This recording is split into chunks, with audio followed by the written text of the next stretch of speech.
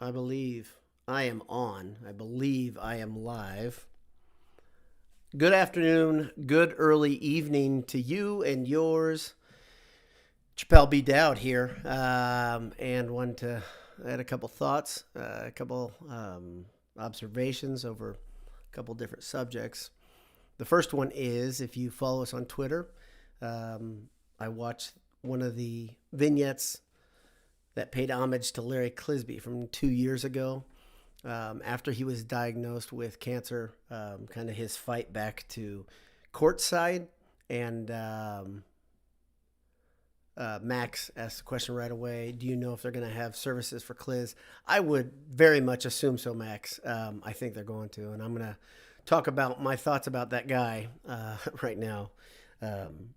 So I grew up, like many of you, because Clisby was on the air for so long. I'm 45. I grew up with Clisby as the soundtrack of some of my favorite moments, some of my least favorite moments too. Some things that you might not know if you're a little bit younger than me. One of them is that Clisby used to do football. Used to be the voice of Purdue football as well. And he was actually, I think he was fired by Joe Tiller.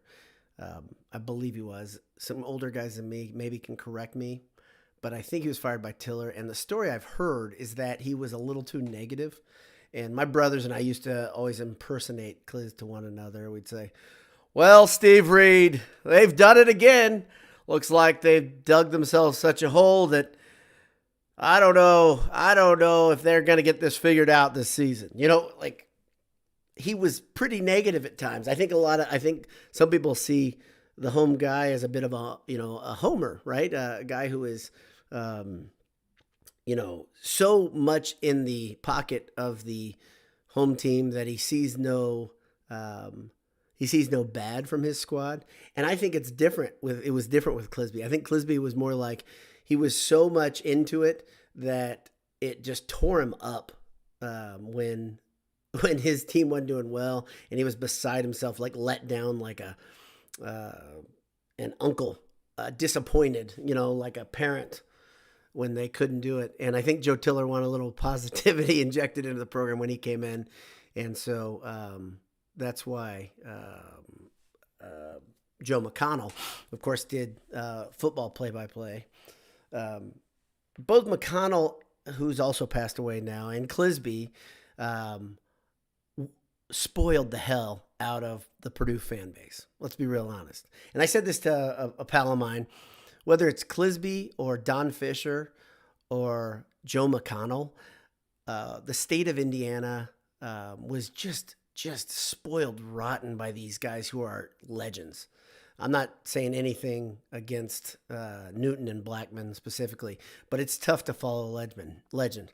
I mean, those guys, Fisher is still great, but Clisby was great. And their voices are so strong and so easy to spot, right? If ESPN played a highlight with Clisby over the top of it, I think it warms the cockles of a Purdue fan's heart, right?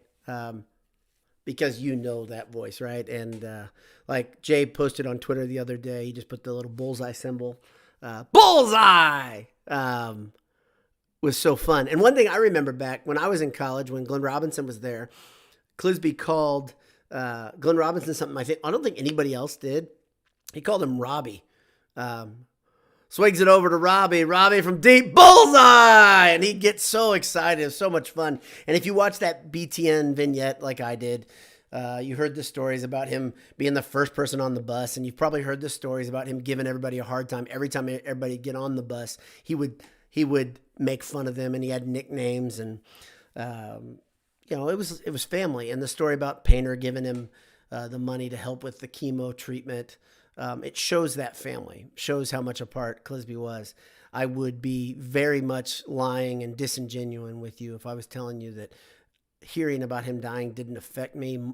It affected me more than I thought it would, honestly, because he's been dying for a while, and he had separated himself and had to go to Florida in his final chapter there. But it made me weep, honestly. It made me very sad. And he's missed already. Blackman and Buckets. They've got a hard act to follow. But I like Rob Blackman. He's a very good guy, and Tim Newton already pretty well seated over there on the football side of things. But following a legend and getting in the wake of a guy who was so damn good. His job is difficult. That's very difficult.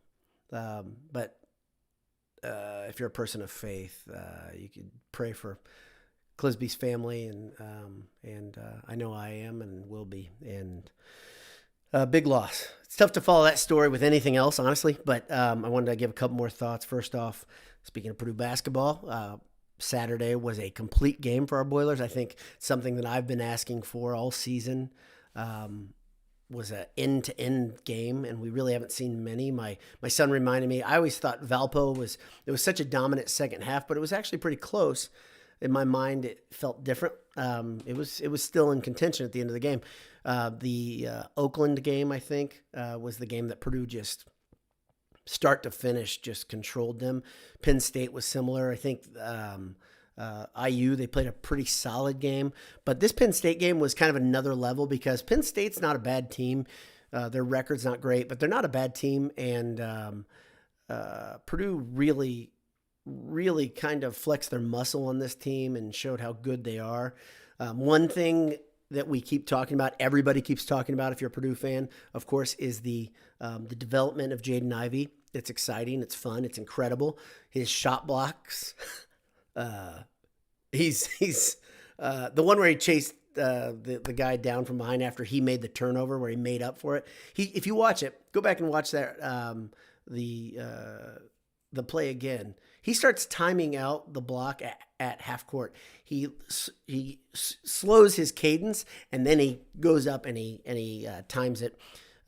It's easy for me to say that's reminiscent of LeBron James because he did it on the big stage, right? James did it in the championship a couple times.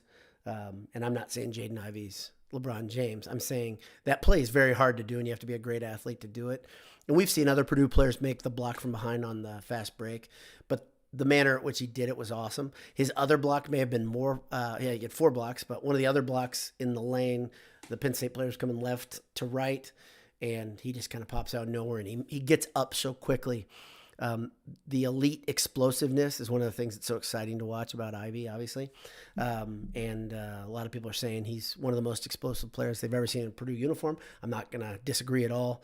But also, he's got so much upside from where he stands right now, just so much upside. And he's already putting things together. If you don't see it, like in that game, I don't think he ended up on the floor painfully one time, which is a big step forward, right? For many, many games in a row, he was going to the rack and he'd fall on his side or his wrist or his shoulder. And you're just like, don't like to see it. This game, he looked like he was really under control and really much more fluid. And maybe that's something of him figuring out his role in space and feeling more comfortable. I don't know what it is, but it's good to see. Also, Sash playing the level of basketball that he can. He's very capable of playing. Shows that he's back. That 4 minutes in the previous game was not just a fluke. It was, okay, Sasha's here. And him starting, I think, was a nice shot in the arm. Travion continues to be very solid. The team looks to be gelling at the right time, which is super exciting.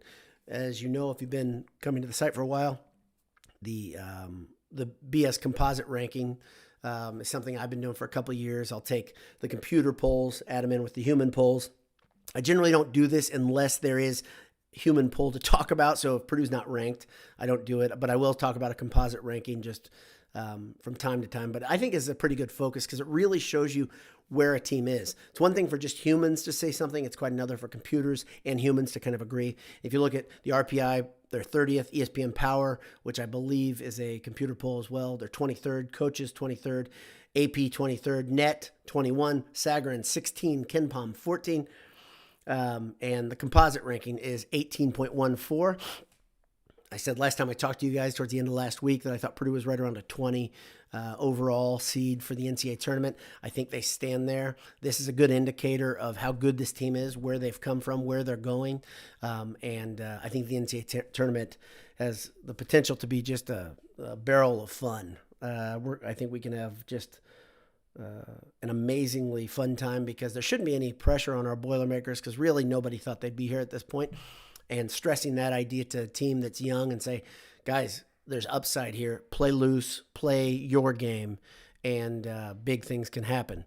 A lot of fun, and I can't stress this enough how far ahead of schedule I think this team is, how quickly everything came together. Super exciting.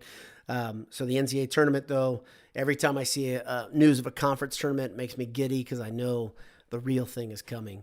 And I don't love all the conference tournaments. I don't love the Big Ten tournament, but I love the other ones actually more than that. I used to love the old Big East tournament. It's a little different now, of course. On to football, I wanted to talk a little bit about Jeff Brom, what he said in his presser after the scrimmage on Saturday.